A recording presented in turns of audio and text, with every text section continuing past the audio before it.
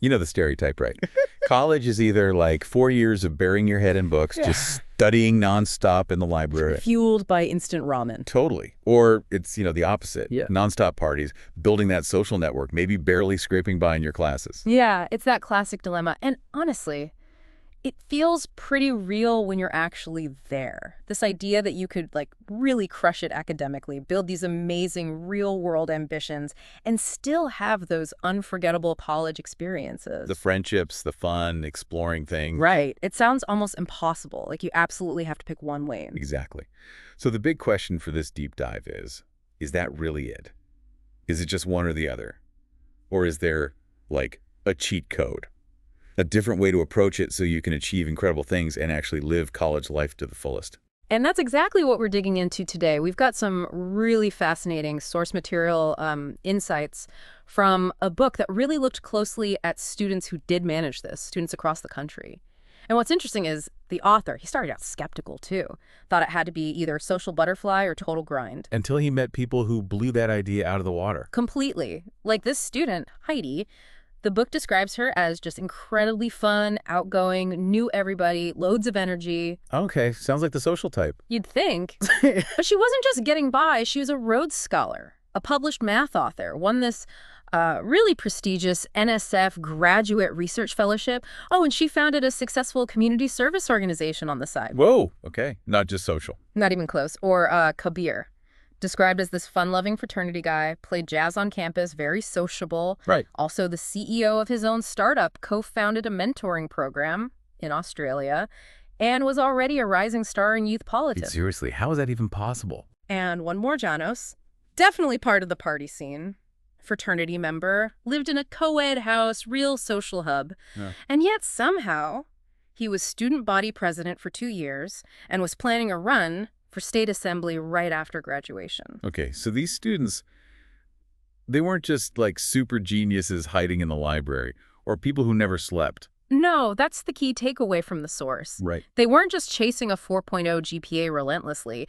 They had this genuine hunger for intellectual challenges, but also this knack for taking their interests, academic or not, and turning them into these really exciting kind of wow projects. And they were still having fun. Building friendship. Totally. They're having a blast making those deep connections and racking up these incredibly impressive achievements that set them up for life. So the big insight here is you don't need some kind of innate superpower. It's not about being a genius.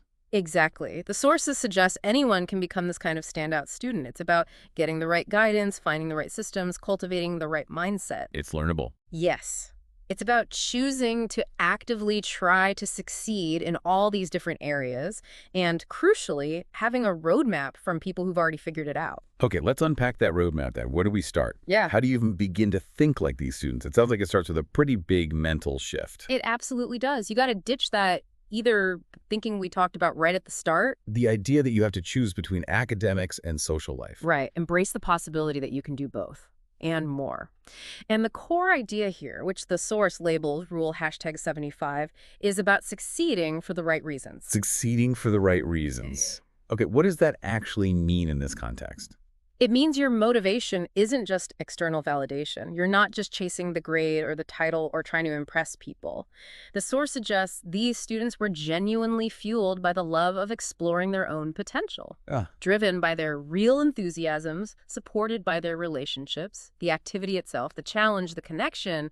Those were the rewards. That changes everything. It's not about getting an A because you need the A. Right. It's about diving deep into something because it fascinates you and seeing how far you can push your understanding just for the sake of it. Okay. And that internal drive, that leads to rule #54. Inflate your ambition, which sounds a bit intense. Yeah, it sounds like just piling more on, but it's not really about that. It's not about signing up for 10 more clubs just to look busy. It's about taking the things you're already doing. Your classes, your club roles, maybe a part-time job. Exactly. And just pushing the criteria for success a little bit, giving them a boost, making them slightly more remarkable than they need to be. Giving it a boost. I like that phrase. So, how did students in the book actually do that? What are some examples? Well, there's one about an education major. Didn't just ace the classes, right? They became an undergrad grader for an intro course. Okay, that's already a step up. But then they went further. They didn't just grade. They actively sought feedback from students and suggested concrete improvements to the professor, like ways to update the projects, make them more effective. Ah, so taking initiative within the role. Not just doing the task, but improving the task itself. Precisely. Or another example, a biology research assistant. Given basic lab tasks, maybe cleaning glassware or something, Yeah. but they took it upon themselves to create like an easy-to-use bibliographic database for the lead researchers, saving them tons of time. Or maybe they automated some chart generation that was going to take ages manually. It's about asking, how can I make this better? How can I add unexpected value? This seems like it connects really well to rule #16. Always be working on a grand project. That also sounds like aiming high. Yeah, this one's about fostering that deep down feeling that, anything is possible. These grand projects are ambitious, often not directly academic goals that move you towards something you really care about personally, a heartfelt aspiration. The key is they have to be big enough to make people go, wow, when you mention them. That's the idea. It should be impressive. So, like, the sources suggest if your dream is writing for, say, The New Yorker, Okay, big dream. your grand project isn't just write more, it's a specific path. Maybe start with the campus paper, then pitch local publications, aim for a second-tier national magazine, building deliberately towards that ultimate goal. Or screenwriting. Yeah, make your project entering like every student film writing contest you can find with the goal of actually winning one. Or if you're entrepreneurial, don't just talk about ideas, actually launch that dorm room corporation based on something clever you thought up. These sound like a ton of extra work, though. How do they not just completely burn students out? Yeah. The source actually says they keep you energized. Yeah, it seems counterintuitive, but it goes back to that heartfelt aspiration. It's intrinsic motivation. You want to do it. And weirdly, it gives you perspective on your regular coursework. Suddenly, finishing that history paper feels way more manageable when you're also trying to launch a startup or get published nationally. Huh. And when you actually finish one of these big projects, that feeling of accomplishment, of doing something really ambitious, Yeah. it makes everything else seem achievable. It gives you that feeling like you're kind of invincible. Okay, so the mindset is crucial. Thinking big, internal drive, making things remarkable, having those personal wow projects. But let's get practical. How do these students handle the academics, the actual coursework, without becoming those grinds who never see sunlight? Right. This is where the really practical strategies come in. The effective learning habits, the work systems that actually free up your time and mental energy for everything else. And it starts by challenging some common, maybe inefficient approaches, like rule #2, skimming reading. Skimming, whoa, okay. We're told from day one, read every single word carefully. That feels Yeah. wrong, almost like cheating. It does, doesn't it? But the source makes a strong case that trying to meticulously read every single page of every assigned reading is often just unnecessary and really inefficient. The key is strategic skimming, adapting how you read based on why you're reading it. Okay, convince me. How do you skim strategically? What does that look like? Well, for readings tied to an upcoming lecture, right? The goal isn't deep mastery beforehand, it's just being familiar enough to follow along. So you're not totally lost in class. Exactly. Skim efficiently before the lecture. Focus on the intro and conclusion. Look for topic sentences, usually the first sentence of a paragraph. Maybe mark a few key sentences that seem to state the main arguments. Then use the lecture itself and your notes from it to fill in the important details. You'll miss some nuance, sure, but the professor will highlight what matters most. Okay. What about for exams? Or when you need to write a paper based on the reading? You can't just skim then, surely. Right. If a reading wasn't really covered well in class, but you know it's going to be on the exam, then you skim it more carefully. Or maybe read certain sections fully. But even then, if you're shaky on key concepts after that, the source says go to office hours, talk to the professor. That active discussion is often way more valuable than just passively rereading the text again. And for papers. Get your thesis figured out early. Then, only read the material or reread the sections you specifically need to support your argument. Skip the optional stuff. Skip chapters that aren't relevant to your specific point. Read with purpose. What about science classes? Those textbooks are beasts. Yeah, they can be dense, but often the textbook chapters basically mirror the lecture content and the problem sets. So the source suggests skim the chapter quickly first, get the general idea, but then put your main energy into understanding the lecture material thoroughly and working through those homework problems relentlessly. Science classes usually test applying the concepts, not just recalling facts from the reading. Only go back for super careful reading if you're really lost after the lecture. Okay, reading with a specific goal in mind, not just reading everything because it was assigned, that actually makes a lot of sense. And to manage the work you do need to do, rule #7 is build study systems. Yes, this is huge. Instead of staring at a mountain of work and feeling totally overwhelmed. Which is easy to do. Oh, totally. You break it down.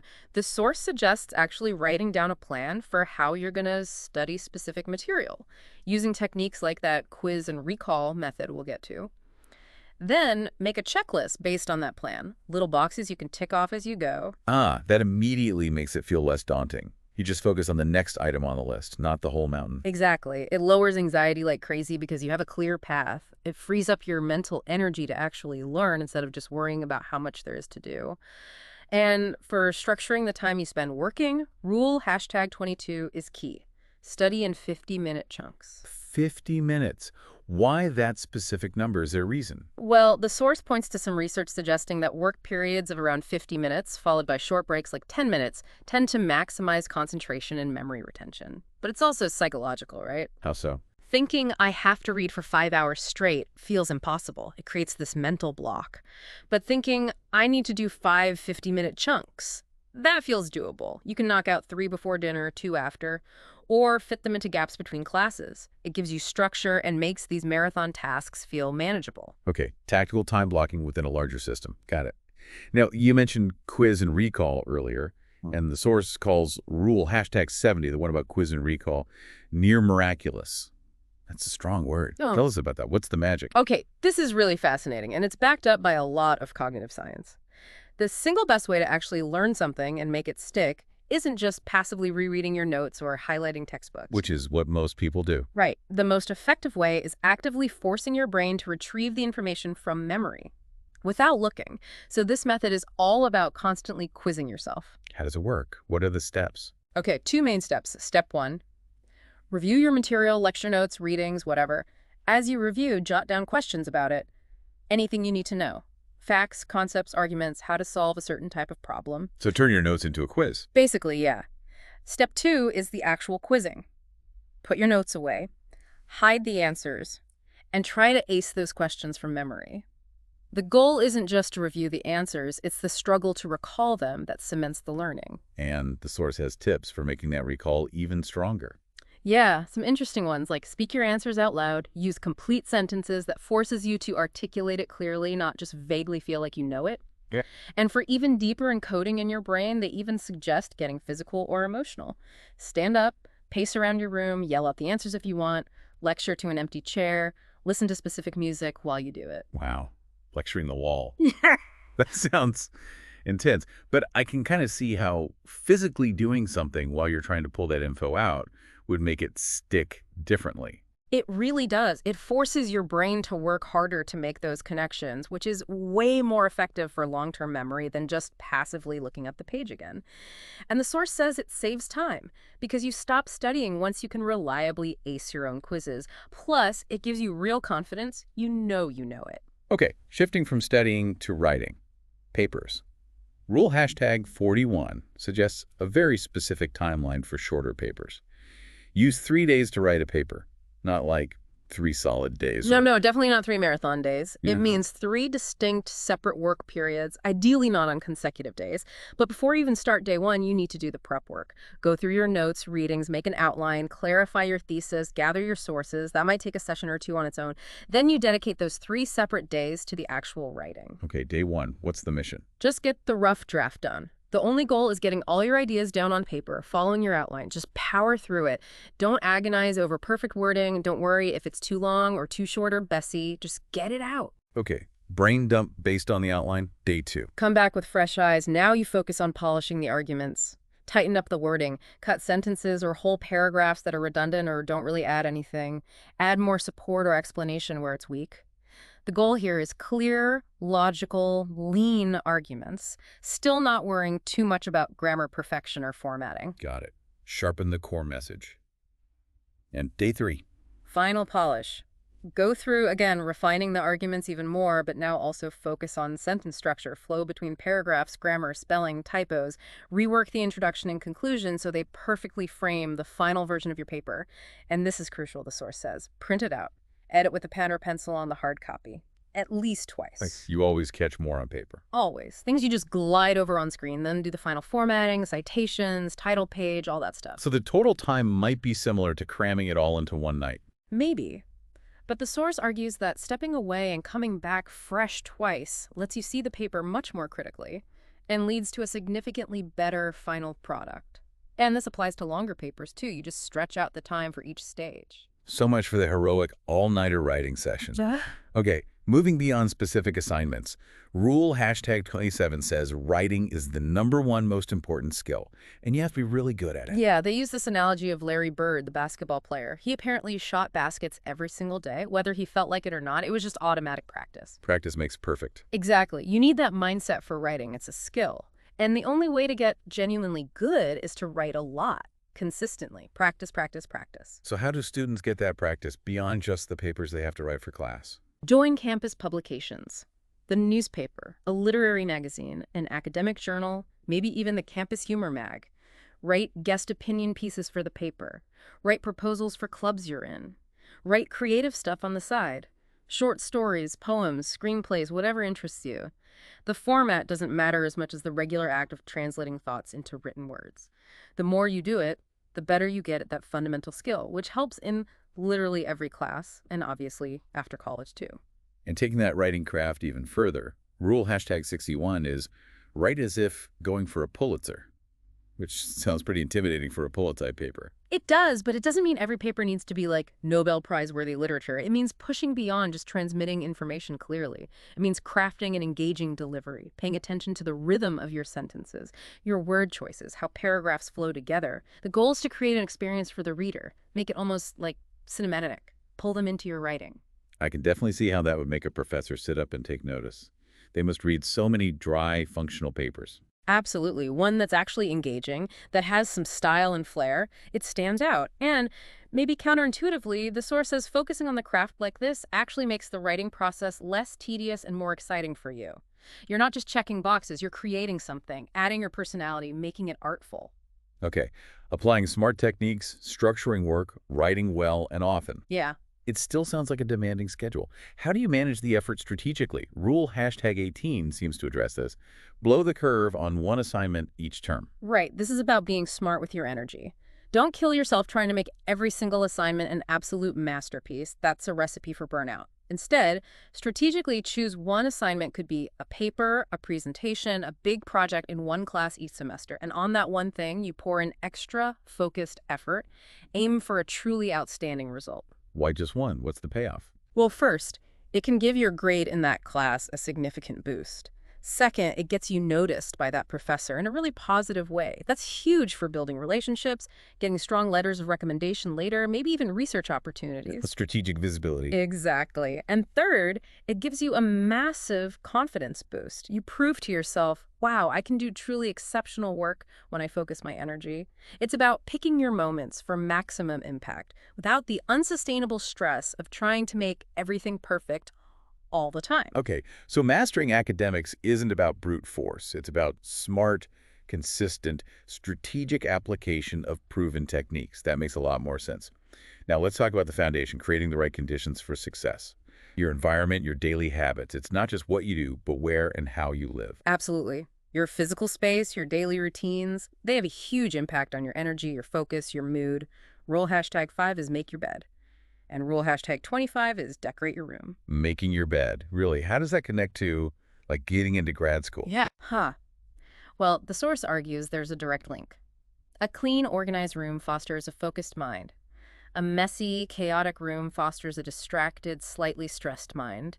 Simple acts, making the bed, putting clothes away immediately, keeping books on shelves, taking out the trash. These are small acts of control over your immediate environment. They create a sense of order. Okay, basic tidiness Yeah. and decorating. Yeah, making your space feel like yours. Mounting guitars, framing posters or art you like, using lamps instead of just harsh overhead light, maybe getting a comfortable chair. It makes your room a pleasant place to be. And why does that matter beyond just aesthetics? Because a room that's personalized, comfortable, and tidy has a really positive effect on your mood and energy.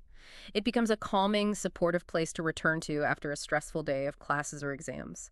If your room is stark, messy, uncomfortable, you never quite feel fully relaxed. There's this constant low-level tension, and it subtly drains your energy and makes it harder to focus when you do try to work there. Your surroundings really set the stage for your mental state. Okay, creating a supportive physical space. What about organizing all the stuff, the papers, notes, emails? That can get overwhelming fast. Yeah, that's where the organizational systems come in. Rule #51, use high-quality notebooks. Rule #68, use a filing cabinet. And rule #71, empty your inbox. It's about linking both physical and electronic organization to less stress and more efficiency. So like having specific good quality folders or binders for each class. Exactly. Nice folders that don't fall apart. Maybe a small filing cabinet or box for important documents, syllabi, graded papers you want to keep, financial aid stuff, and electronically creating email folders for different subjects or senders, and making it a habit like a nightly ritual to empty your email inbox. Either delete, reply, or file every message. That sounds basic, but I can see how it would feel good. It does. The source really emphasizes how these small, consistent acts of organization build up to this larger feeling of control and freshness. Waking up to a clean inbox gives you a mental clean slate for the day. Okay, so your room is tidy and organized. Where should you actually do the studying? Rule #31 says don't study in your room. But then rule #69 says find a secret study space. That sounds kind of contradictory. Yeah, let's clarify. The source is pretty blunt about the dorm room. It calls it having more distractions than a Las Vegas casino. Probably true. It's designed for sleeping, hanging out, maybe watching Netflix, not deep, focused work. The library, on the other hand, is literally designed for productivity. It's usually quiet, it's inconvenient to just get up and leave easily, and just being around other people who are working seriously can help you get in the zone. Okay, so the library is the default place for everyday studying. What's the secret space for that? Exactly. Library is your go-to. The secret study space is that quiet, secluded spot you find somewhere else on campus, maybe an empty classroom in a building you don't usually go to, a hidden corner in a less used library wing, that kind of thing. The source suggests using this spot sparingly. Save it for the big stuff, major paper writing sessions, serious midterm cramming, final exam prep. Because if you use it all the time, it can start to feel isolating. Or you might burn out the space by associating it only with intense, stressful work. For your regular day-to-day studying, switch it up. Different spots in the main library, maybe a quiet cafe sometimes, other academic buildings. Keep the secret spots special for when you really need zero distractions. Interesting strategy. Okay, Yep. related to study dynamics, rule #32 is pretty controversial. Don't study in groups. So many people swear by study groups. Yeah, this one definitely challenges the common wisdom. While study groups can feel social and maybe feel productive, the source argues pretty strongly that for undergrads trying to really learn difficult, complex material deeply, study groups often don't work very effectively for the actual learning part. Why not? What's the reasoning? The argument is that deep understanding, especially of challenging concepts, requires intense, focused, lonely concentration. Group dynamics, even with the best intentions, can easily devolve into just superficially reviewing stuff everyone already knows, maybe just swapping notes without really processing them, or, let's be honest, just chatting and socializing. Yeah, that happens. It rarely facilitates that hard individual mental work of really grappling with difficult ideas. The source presents lonely concentration as the more effective path for truly mastering tough subjects. Okay, so maybe individual focus for the heavy lifting, perhaps groups for quick clarification or motivation, but not for the core learning. Got it. Let's shift to physical well-being, which seems like it has to underpin all of this. Rule #59, eat healthy. Seems obvious, but Obvious, but maybe not always easy in college. Your diet has a direct impact on your energy, your concentration, your mood. The source jokingly warns you could eventually get scurvy and die on a junk food diet. hopefully not literally. Hopefully not, but more realistically, a diet heavy on processed foods, sugar, caffeine, it leads to energy crashes, feeling sluggish, finding it hard to concentrate for long periods. Eating healthy foods, fruits, vegetables, lean proteins, whole grains, is like putting premium fuel in your body and brain. It gives you sustained energy for all the demanding mental and social activities of college life. Premium fuel. Makes sense. And related, rule #36, exercise 5 days a week. Yes. The source describes exercise as having an almost magical effect, not just on physical energy, but on mental clarity, focus, and just overall motivation. And again, the key isn't relying on sheer willpower to drag yourself to the gym every day. Because that runs out fast. Totally. It's about making it a non-negotiable habit. Build it into your schedule like a class. Same time, same days, make it automatic. Maybe MWF gym, TTP run, or join an intramural team. Whatever it is, make it consistent. Quick, regular bursts are better than occasional heroic efforts. That consistency builds momentum and saves your willpower for studying and projects. Consistency again. Okay, what about naps? It's probably going to be unpopular for some listeners. Rule #14 is never nap. Yeah, the source takes a firm stance here, and I know naps are sacred for some. The argument against them is multi-pronged. One, they eat up valuable time in your already packed schedule. Two, they often leave you feeling groggy and maybe even less productive afterward, that nap inertia. Three, they can seriously mess up your nighttime sleep schedule, making it harder to fall asleep later. And four, they can become this addictive habit, this crutch you rely on instead of addressing underlying energy issues. But what do you do when that 3 p.m. slump hits hard? You feel like you just need to shut your eyes. The source suggests alternatives. Try a very short burst of light exercise, even just a brisk walk around the block. Eat a piece of fruit or drink a glass of cold water. Switch tasks, do some simple, quick chores for 10 minutes to change your mental state, or just acknowledge you're tired, push through the afternoon, and make a commitment to go to bed earlier that night. The goal is maintaining consistent energy and protecting that all-important regular sleep cycle. Avoid the nap trap, okay? And building on sleep, the big one. Rule #49. Never pull an all-nighter. This has to be the classic college experience, right? Mm-hmm. Is it really never okay? The source basically debunks the whole myth of the productive all-nighter. They argue it's never inevitable if you manage your time well and start work reasonably early. And they highlight two major problems with pulling them. Okay, problem one. Problem one, your brain function tanks after about 2 a.m. The source uses the analogy of your brain working like a toaster oven. You're just not capable of doing high-quality thinking or writing at that point. The work you produce is likely full of errors and muddled thinking. You think you're being productive, but you're not really. Exactly. Problem two, you turn into a zombie the next day. Your cognitive function is severely impaired. The source mentions brain activity scans looking similar to being asleep. And it messes up your sleep cycle for days afterward, making it even harder to catch up and function normally. So whatever you thought you gained by staying up all night is immediately lost. And then some by being useless the next day and disrupting your sleep long term. Precisely. It's just not an effective or sustainable strategy for high performance. It all comes back to structured, consistent work habits and protecting your sleep, not these heroic, caffeine-fueled, ultimately ineffective sprints. Okay, we've covered mindset, smart academic strategies, building the right environment and habits. Let's look outward now. How do these successful students really engage with the whole college ecosystem? Seize all those opportunities beyond just classes. Yeah, this is where you really start leveraging the unique resources campuses offer. Rule #8 is befriend a professor, and rule #39 is meet often with your advisor.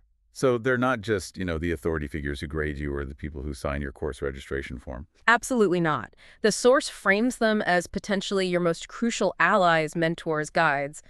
But you have to take the initiative. Don't wait for them to notice you. Go to their office hours, not just when you have a problem, but with thoughtful questions about the material or their research. Email them respectfully.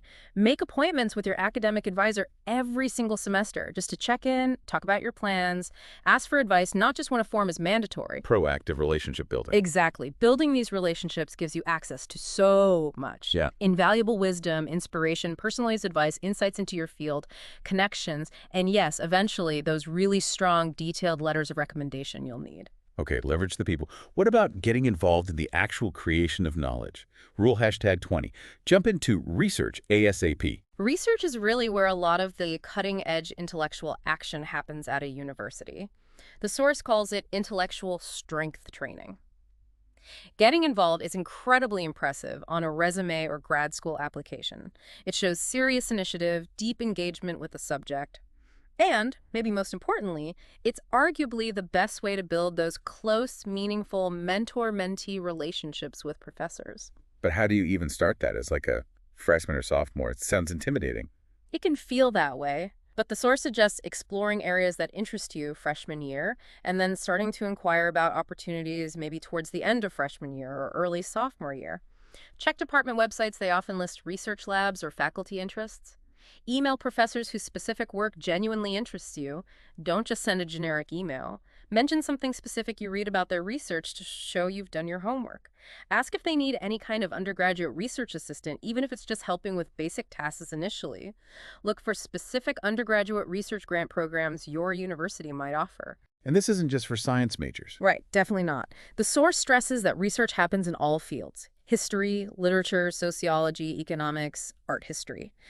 It might look different, maybe archival work, data analysis, survey design, critical analysis, but the opportunity to contribute to scholarly inquiry is there across the board. And once you get a foot in the door, maybe doing those basic tasks, how do you make the most of it? Start modestly, be super reliable, show enthusiasm even for the grunt work, and then look for ways to increase your involvement, tying back to that idea of inflating your ambition.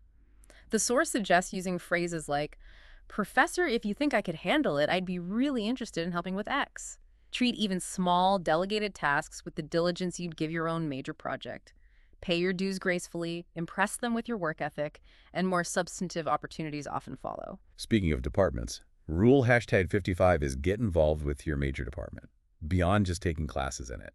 Yeah, think of your major department like a small corporation or maybe a close-knit community that's really invested in your success. They want their majors to do well. So make an effort to attend the optional events they host.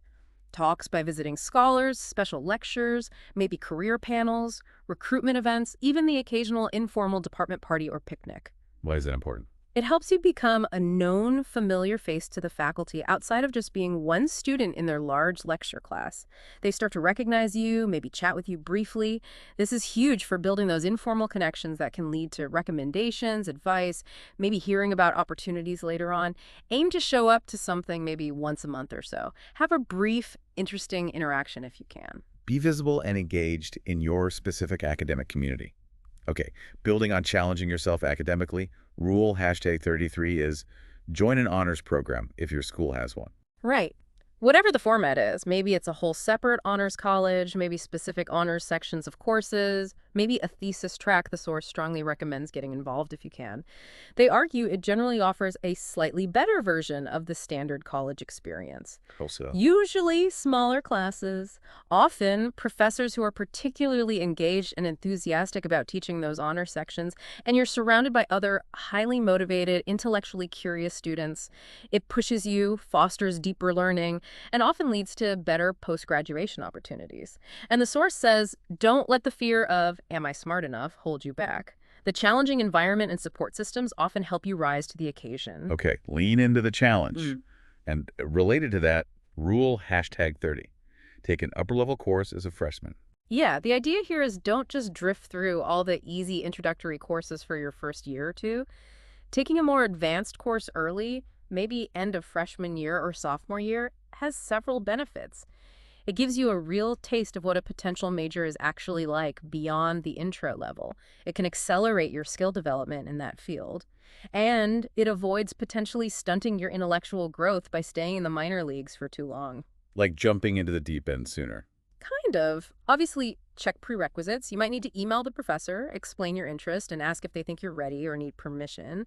But taking on that challenge early can be really beneficial. But what if you jump into a class, upper level or not, and it turns out to be a disaster? Bad professor, crazy workload. That's where the crucial rule #3 comes in.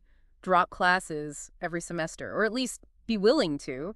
This sounds weird, right? Doesn't dropping classes look bad on your transcript? Yeah, that's the fear. But the source argues that sticking with a truly bad course is like academic kryptonite. A professor whose teaching style just doesn't work for you, maybe a toxic classroom dynamic, or just unreasonable requirements. That kind of class can make you miserable. It drains your energy, kills your momentum, tanks your GPA, and can seriously damage your overall college experience. They call it the key to developing an ulcer. So it's actually a strategic move to protect your overall well-being and performance. Exactly. Use the add drop period wisely that first week or two. Evaluate the professor's teaching style. Read the syllabus carefully. Does the workload seem manageable? Look at the required books. Do they seem interesting or dreadful? Talk to other students who've taken the class or the professor before. If you get a really bad feeling, if it seems like a class that's going to hinder you more than help you, drop it. There are always other courses you can take. Don't be a martyr. Strategic withdrawal. Okay. What about taking courses way outside your potential major? Rule #17 specifically calls out taking intro art history and astronomy. Why those two? Yeah, it's a bit specific, but the source makes a case for the unique value of these two particular introductory courses for any student. They argue intro art history gives you crucial cultural literacy.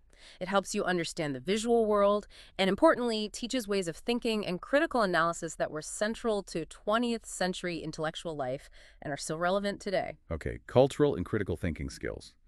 And astronomy. Astronomy exposes you to the awe-inspiring scale of the universe, exciting scientific discoveries, and the scientific method itself, often in a way that's really accessible and engaging, even for non-science majors. The broader point is that taking interesting, challenging courses outside your comfort zone like these fuels your intellectual curiosity. It makes other fields seem less intimidating and more approachable. It broadens your perspective. Expand your horizons deliberately. Okay, let's talk about the time between academic years summer. Rule #63 is maximize your summers. Seems important. Crucial, according to the source. Summer is emphatically not just a 3-month vacation to recharge. It's a grace period, a vital window for pursuing those non-academic ambitions, gaining real-world experience, and working on those grand projects. And the key is planning early, like January early, because the deadlines for good internships and programs are often way sooner than you think. So don't just drift into a random summer job. Right. Avoid just falling into whatever minimum wage job is easy to get unless you absolutely need the money for survival. Try to find interesting, relevant paid jobs or internships in fields that interest you, or even valuable unpaid positions if you can swing it financially. How do you find those, especially if you don't have connections? The source says, search online for big, well-known organizations in your field of interest. Even if they don't list formal internship programs, don't be afraid to reach out speculatively. Suggest your own project or volunteer role. Explain how you could contribute value. Another great idea they mention is shadowing. Find people doing jobs you find inspiring and ask if you can shadow them for a day or a week just to observe and learn the life lessons of the pros. What if you can't find a relevant job or internship? Then use the summer to work intensely on a personal project. But build in accountability. Aim to finish a screenplay and submit it to contests. Build a significant portfolio of your design work. Launch that website you've been thinking about. Treating your summers as opportunities for focused growth makes you stand out dramatically compared to peers who just relaxed or took easy jobs. And while we're talking about building that resume, the source also stresses being aggressive about applying for scholarships and awards every year. Yeah, don't just apply for the big famous ones. Look for smaller, departmental scholarships, local awards, travel grants, essay contests. Apply consistently, even if you don't think you have a great shot. The process itself is good practice. And over 4 years, even winning a few small ones builds up an impressive head-turning list of honors for your resume and future applications. It shows initiative and proves you can succeed in competitive application processes. Okay, another strategic move, this one about jobs during the school year. Rule #40. Don't get a normal job. What's a normal job and why avoid it? Normal here basically means those typical student jobs that are often physically draining or mentally demanding in ways unrelated to your studies, like retail, waiting tables, maybe heavy manual labor. The source argues these jobs just consume huge chunks of your time and energy, leaving you exhausted and with less capacity for your coursework and important activities. So what's the alternative? Seek out strategic jobs instead. Exactly. 2 main types of strategic jobs. First, paid research assistant positions. We talked about research already, but getting paid to do it, even better. Even if the initial tasks are basic, you're immersed in an academic environment, you're building connections with professors and grad students, you're learning valuable skills, and it positions you perfectly for more substantive research roles later. Okay, paid research. What's the second type? Fluff jobs, that's the source's term. These are jobs where you have significant downtime and minimal demanding tasks. Working the library circulation desk during quiet hours, monitoring a music practice room, maybe an information desk where you mostly just sit. Why those strategic? Because they effectively function as paid, enforced study halls. You can use large chunks of that work time to do your readings, outline papers, review notes. It adds structure to your week and turns work hours into productive academic time. The catch is, these jobs are often in high demand, so you usually need to inquire and apply very early, maybe even before the semester starts. And when you interview, frame it positively, emphasize how you'll manage the job's responsibilities effectively while also using the downtime productively for your studies. That's incredibly clever. turning a potential time sink into a structured study asset. Okay, finally, for engaging with the broader intellectual life of the campus, rule #35, attend guest lectures. Yeah, colleges are constantly bringing in fascinating people, renowned academics, politicians, artists, writers, industry leaders. The source encourages making an effort to attend a couple of these stimulating talks each month, especially ones related to your interests or fields you're curious about. Even if they sound kind of dry sometimes. Yeah, even then, you might be surprised. Many are incredibly inspiring or thought-provoking. Hearing someone at the top of their game discuss their work, grapple with big ideas, or share their journey can really energize you, spark your interests, give you motivation for your own projects, and just generally open your mind to new perspectives and possibilities. It really sounds like maximizing college is about seeing the entire campus, the people, the events, the departments, even the downtime jobs, as resources to be strategically engaged with, not just passively experienced. Exactly. It's about being an active, curious participant in the whole ecosystem, constantly looking for ways to learn, grow, and connect. Okay, let's shift focus now to something that feels equally vital and maybe surprisingly high on the priority list according to these sources: your well-being and your social life. How do these high-achieving students manage the personal side, friendships, fun, self-care, while juggling everything else? This might actually be one of the biggest surprises for some listeners. Rule #44 is incredibly direct. Make friends your #1 priority. Wait, number one, ahead of academics, ahead of the grand project and the research. How can friends be the number one priority if you're trying to be a standout student? That seems backward. It sounds backward, I know, but the source is really insistent on this. Your friends, they argue, are your single most valuable asset in college. They are your support system, your social safety net. The people who get you through it. Absolutely. They're the ones who pick you up when you bomb a test, get rejected from that internship, feel homesick, or just have a rough day. They provide the laughter, the fun, the shared experiences that prevent loneliness and become those core memories you cherish years later. You simply cannot let a busy schedule crowd out these essential relationships. You have to actively fuel them, make time, invest energy. So friendships aren't a distraction from success. They're actually foundational to it, providing the support and fulfillment needed to sustain everything else. That's exactly the argument. And rule #37 adds a specific layer. Stay in touch with your friends from back home. Why is that particularly important? Because your old friends, they know you in a different way. They knew you before college changed you. They can offer a unique kind of grounding and support, especially during that sometimes rocky transition period, or when you're feeling overwhelmed or lonely at school. They remind you of who you are and where you came from, which helps keep your sense of identity strong. And the source specifies, staying in touch means more than just liking their posts. Try to have a real conversation, ideally a phone call or video chat, at least once a month. Maintaining those deep roots while building new branches. How do you build those new connections quickly, especially when you first arrive on campus? Rule #15 is key here. Sign up for something first week, freshman fall, first week on campus. Don't just hang out in your room. Join one activity right away. An intramural sport, the student newspaper, a club related to a hobby, a volunteer group, whatever genuinely sparks your interest. Why so fast? It helps you immediately feel like you're part of the college experience, not just observing it. And crucially, it connects you instantly with other students who share at least one common interest. It kickstarts the social integration process. Get plugged in immediately.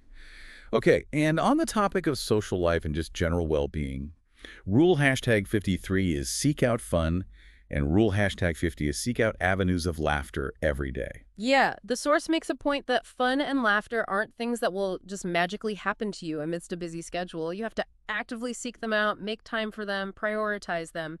Laughter especially is highlighted as this essential escape valve for stress. It has real physical and mental benefits. It's not frivolous, it's necessary. They're necessary. These activities, going to fun campus events, just hanging out and being silly with friends, finding humor in everyday college absurdities, they strengthen those vital friendships, keep your overall mood lighter, help you handle stress better, and again, they build those great stories and memories. Balance, intentional fun, intentional laughter. Now, the source also tackles a big part of college social life: alcohol. Rule #45 is don't binge drink. Right. The source discusses the pretty clear negative impact that frequent binge drinking has on academic performance, energy levels, decision-making, and just overall health. It's not necessarily saying never drink. But it emphasizes that the kind of consistent high performance these standout students achieve is generally incompatible with frequent, heavy binge drinking. The advice is essentially to make mature, responsible choices about alcohol consumption that align with your goals of maintaining peak mental and physical condition. Make conscious choices about how alcohol fits or doesn't fit with multifaceted success. Okay, what about the inevitable comparisons? Seeing other students succeed, maybe getting better grades. Rule #46 is very blunt. Ignore your classmates' grades. This is such a crucial piece of advice and maybe one of the hardest to follow. Don't get sucked into comparing your grade on a specific test or paper to someone else's. The source explains why this is usually pointless and harmful. Why? It seems like natural competition. Because grades on individual assignments often aren't directly comparable. Their A doesn't necessarily mean they're smarter or worked harder than your B plus at. Their performance could be due to a million factors unrelated to innate ability. Maybe they happened to study exactly the right things for that test. Maybe they had a lighter workload that week. Maybe they got more sleep the night before. Maybe the grader just liked their writing style slightly better that time. So you're comparing apples and oranges, potentially. Often, yeah. And what does that comparison do to you? It usually just leads to unnecessary anxiety, maybe losing confidence in yourself or your grasp of the subject, and it definitely saps your mental energy, often based on incomplete or misleading data. The source strongly advises. Focus on your own performance, your understanding, your progress over time. Don't waste energy worrying about how you stack up against others on every little thing. That's freeing, actually. Focus inward on your own journey. What about interacting with classmates and professors, like in seminar discussions? Rule #48, learn to listen. Yeah, the source frames listening not just as politeness, but as a critical learning skill for students. It can be really tempting, especially when you're excited about ideas, to always want to jump in and share your own opinion, your own take. But the source has this slightly humbling reminder that as an undergraduate, your opinion, while valuable to you, doesn't matter all that much. Yet in the grand scheme of things, compared to the opportunity to learn from professors and more experienced peers, the priority should be understanding and synthesizing their ideas. So how do you practice that kind of active, learning-focused listening in a discussion? Instead of just waiting for your turn to talk or formulating your rebuttal while someone else is speaking, really trying to understand their point of view fully. Ask clarifying questions, especially questions about how they arrived at their conclusion, not just what their conclusion is. The source suggests engaging with the underlying frameworks, assumptions, or interpretations being used, rather than just arguing about the final outcome. This approach builds deeper understanding for everyone, earns you respect, and ultimately makes you much better informed. It sounds like a combination of intellectual humility and genuine curiosity. Okay, moving beyond the classroom. How did these students connect with the world outside the campus bubble? Rule #60 is volunteer quietly. Community service is definitely encouraged. It provides perspective, it feels good to help others, it connects you to broader issues. But the key word the source uses is quietly. Volunteer quietly. What does that mean? Don't put it on your resume. It means doing it primarily for personal reasons, not for external validation. Don't make a big show of it. Don't constantly post about it seeking praise. Maybe don't even list every minor volunteer activity on your resume unless it's truly significant or relevant. Why the emphasis on quietness? The source argues that keeping it more personal helps purify your motivation. You're doing it because you genuinely care, because it feels like the right thing to do, not primarily to impress others or pad your application. And that internal validation, that sense of acting on your own values, strengthens your core sense of self-worth and identity in a really profound way. Doing good for its own sake. Okay. Building on engagement with broader issues. Rule #62 is attend political rallies. Yeah, the source points out that college campuses have historically been centers of activism and engagement. It encourages students to tap into that. Attend rallies, protests, town halls on issues you care about across the spectrum. Stay informed about controversial topics. Engaging with these things connects you to your idealism, it can provide a powerful sense of purpose, and it helps you realize that you can have an impact on the world. Your student years with that combination of intelligence, energy, idealism are a unique time to get involved and make your voice heard while still maintaining impartiality in how you absorb information. Use that unique student position to engage with the world. Okay, one last big picture experience related to well-being and broadening perspective. Rule #74, spend a semester studying abroad. The source really highlights this as a unique opportunity that's often much easier to arrange during college than it will be later in life. Studying abroad is this incredible chance to immerse yourself in a different culture, maybe learn a language fluently, see the world, and gain invaluable perspective on your own life, your own country, your own assumptions. Colleges usually have established programs that handle the logistics, the credit transfers, sometimes even help with costs. It's challenging, it pushes you out of your comfort zone, and it ultimately makes you a more interesting, adaptable, and well-rounded person. So the big takeaway from this whole section seems to be that your personal life, friends, fun, health, community engagement, broadening experiences isn't just a side dish to academics. It's actually a crucial part of the main course for a successful and fulfilling college experience. Absolutely. They're not distractions. They're the fuel, the support structure, the sources of resilience and perspective that make all the high achievement sustainable and meaningful. You have to be just as intentional about building and nurturing these aspects as you are about your studies. Okay, we've looked at the mindset, the academic tactics, the environment and habits, engaging with opportunities, and nurturing well-being and social connections. Let's wrap up by talking about the long game strategies for setting yourself up for success after college. Right, thinking beyond graduation. This involves being flexible and strategic about how you approach your future goals. Rule #64 is choose goals, explore routes. What does that mean exactly? Explore routes. It means recognizing that achieving big, ambitious goals, getting into a certain grad school, landing a dream job, launching that company, rarely happens along one single, perfectly planned, straight path. You need to be flexible. You need to actively explore many potential routes to get where you want to go. So don't just have plan A. Exactly. Have plan A, B, C, and be ready to invent plan D on the fly. You can't predict every obstacle or opportunity. So combine different approaches that seem promising. Be willing to discard strategies that clearly aren't working, and constantly keep your eyes open for new, unexpected pathways that might emerge.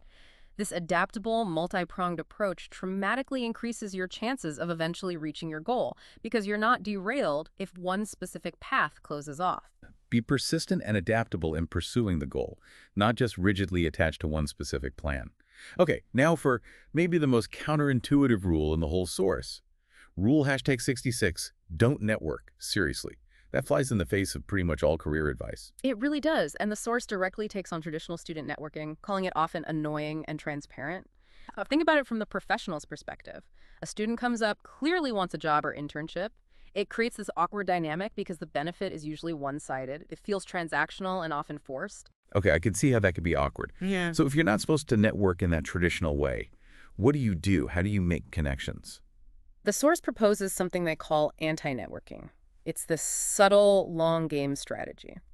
The core idea is potentially getting what you want by never directly asking for it. How does that work? When you interact with a potential contact, maybe a guest speaker you admired, an alum you met at an event, the approach is different. Act confident, be knowledgeable, and show genuine, informed curiosity about their work, their career path, their field. Ask insightful questions that demonstrate you've done your homework and understand what they do. And the key, the source says, is never push your resume. Never explicitly say you're looking for a job or internship in that initial interaction. Okay, so what's the goal then? Just have a nice chat. How does that lead anywhere? The immediate goal is to make a positive, memorable impression. You want them to remember you as that bright, engaging, curious student who wasn't just hitting them up for something. Then maybe you follow up occasionally, perhaps with a relevant article you thought they'd find interesting, or a well-thought-out question seeking their advice on a specific topic related to their expertise. But again, never a blatant ask for a favor or a job. And the hoop is?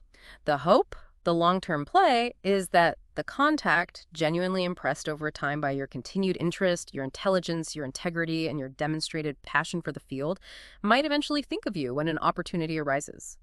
Or they might proactively offer to help connect you with someone. The source admits it's a subtle approach, it takes patience, and it definitely doesn't work every time.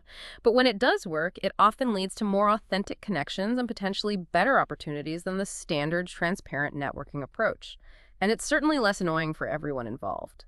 Anti-networking. Wow, that requires a lot more patience and subtlety. Okay, one final rule for long-term preparation. Rule #67, publish op-eds. How does writing opinion pieces for the student paper help after graduation? The source frames this as a really powerful way for students, while still in college, to practice injecting their ideas and energy into a public conversation. It helps you connect with the campus community, sharpen your arguments, exercise your idealism, and build confidence in expressing your views publicly. Choose topics you genuinely know something about and care about, polish your arguments, and aim to actually contribute something meaningful or provocative to the campus dialogue. Provocative, even. The source encourages that. Yeah, it notes that student newspapers often allow you to get away with a lot more than professional publications, so you can be a bit bolder, maybe more controversial. It's described as a thrilling way to clarify your own thinking, practice articulating your positions persuasively, and feel the impact of putting your voice out there. It builds those crucial skills of public reasoning, persuasive writing, and the courage to take a stance. Okay, we have covered a ton of ground here, pulling all these insights from the sources about what makes these standout students tick across so many different parts of their lives. Yeah, and I think the core philosophy that really comes through is that winning at college, as the source puts it, isn't about being some kind of one-dimensional academic machine who sacrifices everything else. It's truly a multifaceted game. It's about deliberately weaving together academic excellence, yes, but also actively engaging with all the opportunities, building strong relationships that support you, and intentionally taking care of your own well-being. And crucially, it's not about having some secret genius gene you were born with. That's maybe the most empowering message from the source material. It's about implementing smart strategies, building effective habits, cultivating specific mindsets, things that can be learned from those who've successfully navigated it all. Absolutely. Anyone listening can pick just a few of these rules or ideas that resonate. Maybe start small, make your bed every day, try the 50-minute study chunk method, commit to dropping one class that feels toxic next semester. You don't have to do everything at once. It's about making that conscious decision to try to succeed across these different areas and using this kind of guidance for how to do it effectively. And that's really what this deep dive was all about, trying to give you that shortcut. Sharing these sometimes surprising insights and actionable strategies drawn from studying successful students to help you navigate your own college journey more effectively and build the kind of experience you truly want. And maybe we can leave you with one final thought, circling back to that very first idea we discussed, the motivation behind it all. Rule #75 in the source poses that fundamental question. Why do you want to succeed? Is your primary driver external validation, chasing the grades, the awards, the approval of others? Or is this something else? Or is it more about the intrinsic rewards, the love of the challenge itself, the excitement of pushing your own potential, exploring the world through learning and experiences, and filling your life with engaging activities and meaningful connections? The sources seem to strongly suggest, based on these standout students, that succeeding for those internal reasons driven by genuine interest, embracing activity, making time for fun, pursuing what actually excites you, that's the real key to winning at college in a way that leads to a truly fulfilling and sustainable experience. So maybe the most important question to ask yourself as you think about your own college path is, what kind of experience do you really want to build? And why do you want to build it?